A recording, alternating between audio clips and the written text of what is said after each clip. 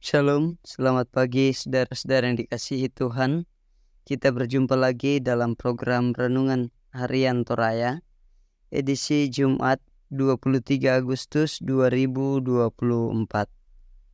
Kita akan membaca 1 Raja-Raja pasal 4 ayat 29 sampai 34. Mari kita berdoa. Bapa di surga, kami bersyukur untuk setiap pemeliharaan cinta kasih-Mu yang menopang kami boleh menjalani kehidupan kami masing-masing. Dan saat ini kami rindu mendengar firman-Mu.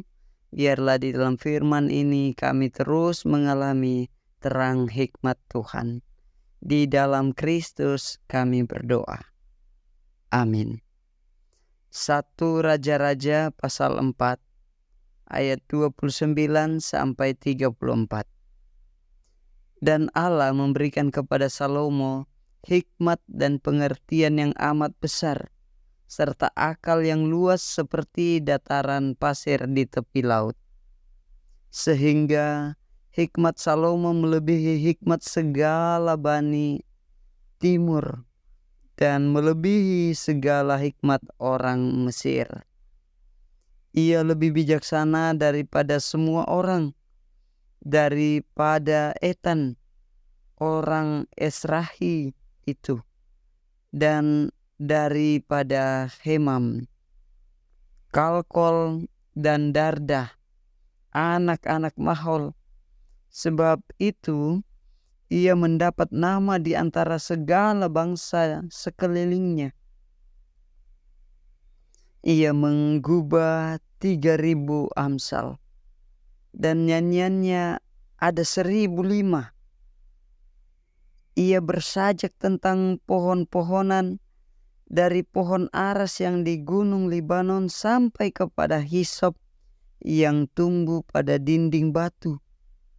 Ia berbicara juga tentang hewan dan tentang burung-burung dan tentang binatang melata dan tentang ikan-ikan. Maka datanglah orang dari segala bangsa mendengarkan hikmat Salomo. Dan ia menerima upeti dari semua raja-raja di bumi yang telah mendengar tentang hikmatnya itu. Saudara-saudara yang kekasih dalam Kristus, tema kita adalah terang hikmat. Arang kakinan. Hikmat dari Tuhan ibarat lampu yang menerangi jalan.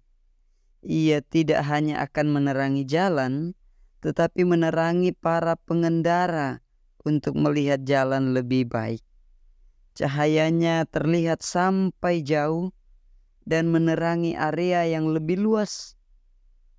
Saudara-saudara, bacaan ini sebenarnya dibagi dalam 3 bagian. Pertama, hikmat Salomo dari Allah pada ayat yang ke-29. Kedua, wawasan yang luas kebijaksanaannya melebihi kebijaksanaan semua orang di timur dan di Mesir sebagai hasil dari hikmat Allah. Kebijaksanaan Salomo tidak hanya mencakup pengetahuan yang luas, tetapi juga kemampuan untuk berkomunikasi dan mengungkapkan pengetahuan melalui berbagai cara. Dia berbicara tidak hanya tentang manusia, tetapi seluruh makhluk hidup, menunjukkan keberagaman dan kedalaman pengetahuannya. Itu dapat terlihat di dalam ayat 30 sampai 33. Dan bagian ketiga, dampak dari hikmat bagi sesama. Orang dari segala penjuru bangsa datang mendengarkan kebijaksanaan Salomo. Hal itu menunjukkan bahwa kebijaksanaan yang sejati memiliki daya tarik dan menjangkau budaya dan peradaban. Itulah yang disampaikan pada ayat yang ke-34. Karena itu saudara-saudara, hikmat yang sejati bukan hanya tentang pengetahuan, tetapi juga tentang membawa damai bagi masyarakat maupun bagi semesta.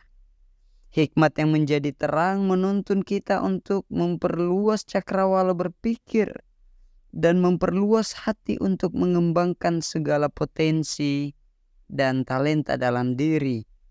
Tidak hanya untuk keuntungan pribadi, tetapi untuk memberikan kontribusi yang berarti bagi dunia di sekitar kita. Persaingan hari ini tidak melulu kepintaran, tetapi keterampilan mengolah potensi diri. Dan Tuhan telah menaruh dalam diri kita segala potensi yang baik.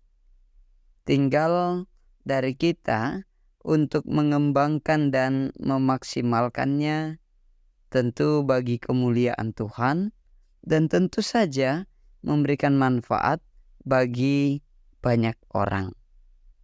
Terpujilah Tuhan. Amin. Dimuliakanlah Engkau Bapa di surga.